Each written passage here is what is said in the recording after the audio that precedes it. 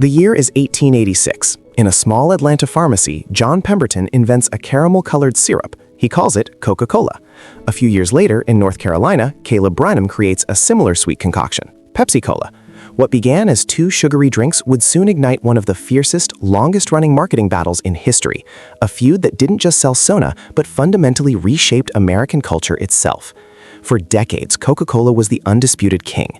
It was America's drink, a symbol of patriotism and tradition. Its iconic contoured bottle, its timeless jingle, its universal appeal, Coke was everywhere. Pepsi, on the other hand, was the underdog, constantly playing catch-up. They knew they couldn't beat Coke at its own game. They had to change the rules. The first major shot in the Cola Wars was fired during the Great Depression.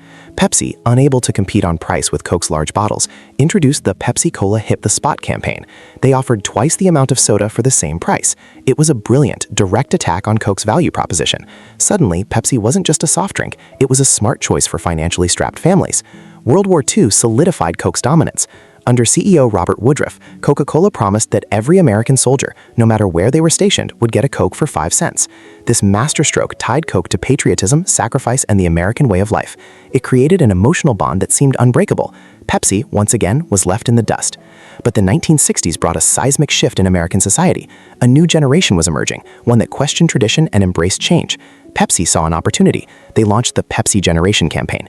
It depicted young, vibrant, modern people enjoying life and Pepsi. It wasn't about the drink itself, but the lifestyle it represented. Coke was for your grandparents, Pepsi was for you. This was a genius move. Pepsi stopped trying to be Coke and started defining itself as the alternative, the choice for the young and the restless. Their advertisements became cultural touchstones, featuring upbeat music and diverse groups of friends having fun.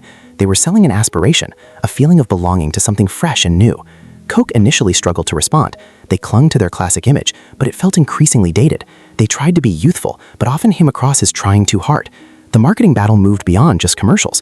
It was now about identity. The 1970s brought the infamous Pepsi Challenge, blind taste tests where consumers overwhelmingly chose Pepsi over Coke. This was a direct scientific assault on Coke's claim to superior taste.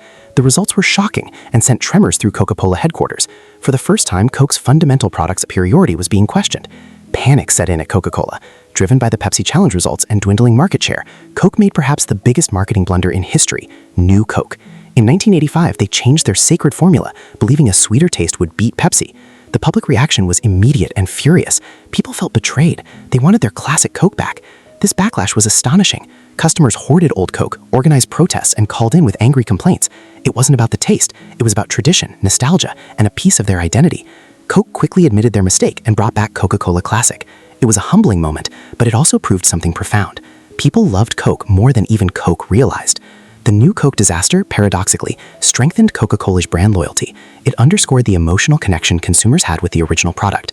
Pepsi had won the battle of taste, but Coke had won the war of the heart. Yet Pepsi continued to innovate its marketing. In the 1980s and 90s, they tapped into pop culture like no other. Michael Jackson, Madonna, Britney Spears, Pepsi consistently featured the biggest stars, cementing its image as the brand of entertainment and celebrity. Their commercials became many movies, cultural events in themselves. The Cola Wars were never just about sugar and fizz. They were about identity, aspirations, and belonging.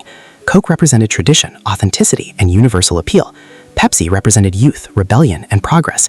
Each brand, in defining itself, inadvertently helped define the other. Today, the rivalry continues, albeit less intensely.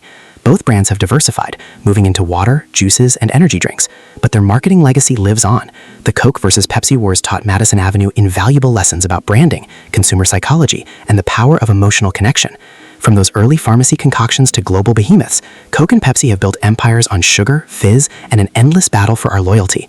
A battle that didn't just sell soda, but bottled the very essence of American culture, one sip at a time.